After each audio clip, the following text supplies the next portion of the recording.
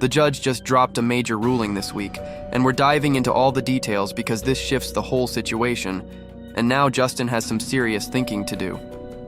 Blake Lively and Justin Baldoni are still tangled in their legal mess, but there's been a dramatic new development. Spoiler, this is not a win for Justin.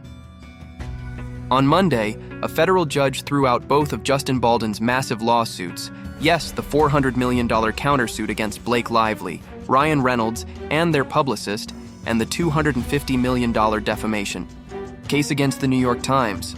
Just like that, both cases dismissed. Let's take a quick step back if you're wondering, wait, how did all of this start?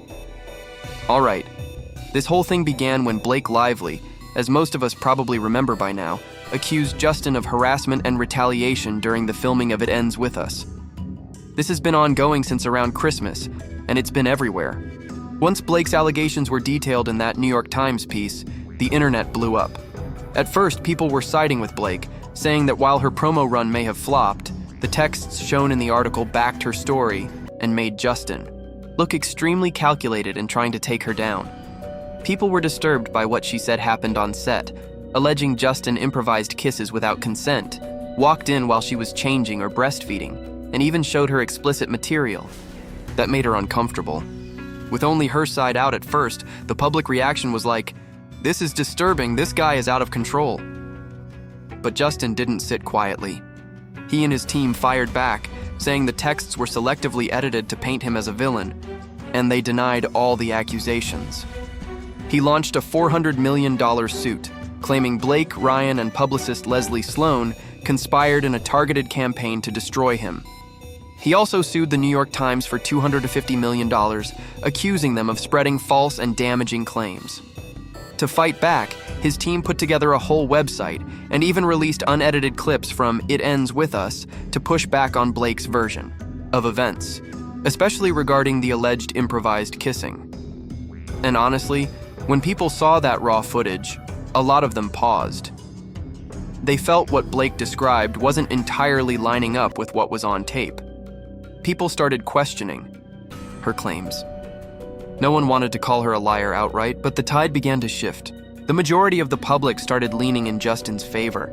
I honestly think if Blake had just owned up to maybe not handling the promo campaign well and been a little more transparent about her creative decisions, the public might have rallied around her more, but instead, it came off like she and Ryan got a little smug, especially when they joked about the whole thing on SNL. That rubbed people the wrong way. The reaction was like, okay, now this feels arrogant, not accountable. People felt like, hey, this is serious. Making jokes about it isn't helping your case. And the way Blake and Ryan have handled themselves in the media, plus some behind-the-scenes reports, hasn't exactly helped their image.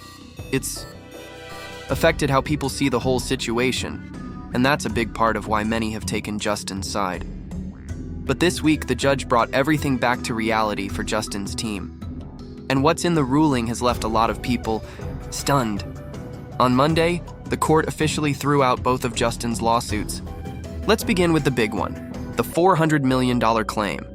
The judge said Blake can't be sued for what she wrote in her legal complaint. Why? Because under U.S. law, statements made in court filings are protected. They're considered privileged speech, especially when tied to claims like harassment. This law exists so that people can report misconduct without fear of being sued just for speaking up. It's a safeguard that keeps victims from being silenced through legal threats. That alone wiped out a huge chunk of Justin's case. As for the rest of the claims, including those aimed at Ryan Reynolds, Leslie Sloan, and the New York Times, the judge noted that Justin's legal team never even argued that those parties knew the statements were false or doubted their truth.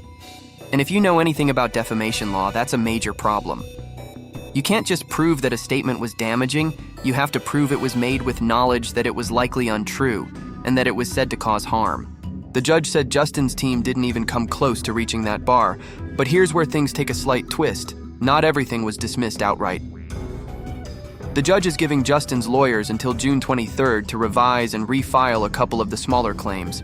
Even so, unless they show up with much stronger evidence, those claims may not survive either.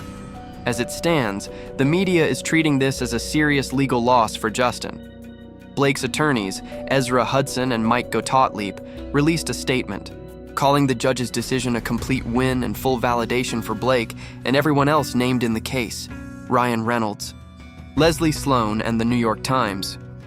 "We've said from the beginning this lawsuit had no merit, and the judge saw through it," they said, adding that they're moving forward to seek legal fees, additional damages, and penalties from the Wayfarer parties, who they claim were responsible for dragging out this legal mess.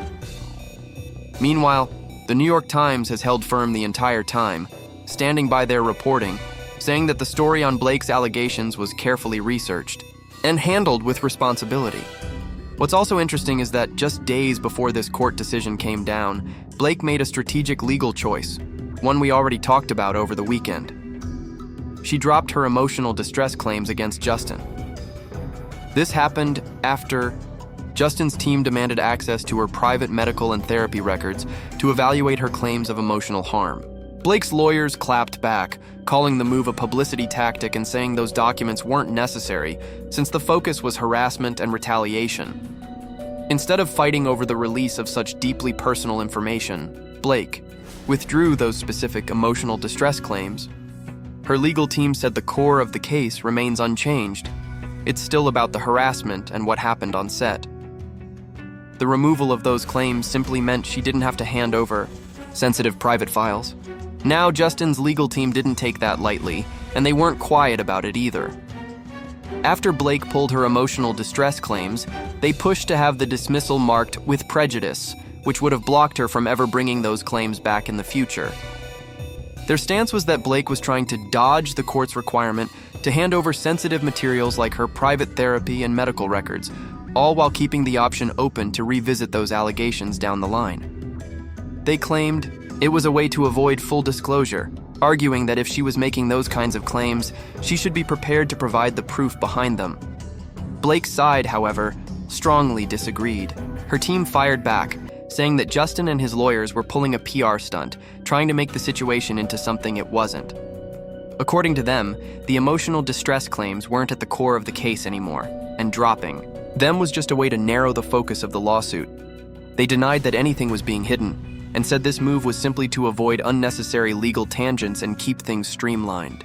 In the end, the judge sided with Blake's team, allowing the withdrawal and denying Justin's push to gain access to her personal medical information. And now that the dismissal of both of Justin's lawsuits has been confirmed by the court, Blake has broken her silence. On Monday, she posted a message to her Instagram story to speak on the situation directly. She said, "Last week, I stood proudly with 19 different organizations supporting women's right to speak out about their safety. Like so many others, I experienced the weight of a retaliatory lawsuit and the shame it tries to force on you. Even though the case against me was thrown out, so many people don't have the resources to defend themselves.